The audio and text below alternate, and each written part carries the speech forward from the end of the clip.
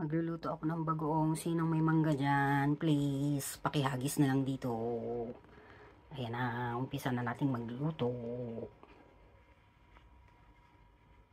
Gigisa na tayo. Lagyan ko na ng mantika, olive oil.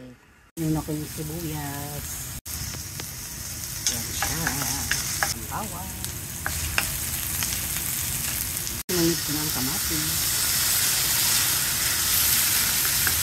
Palalambutin natin ng maigi na kamatis pagkakatasin.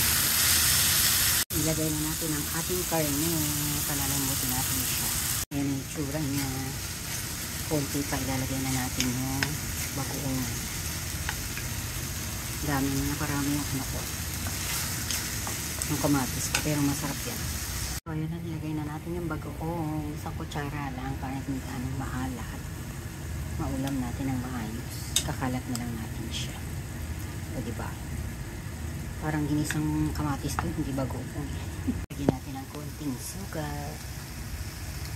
Okay. Para mas masarap.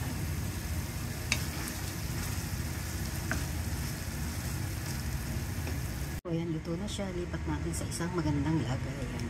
Luto na. Asan yung mangga, please? Pakideliver na lang.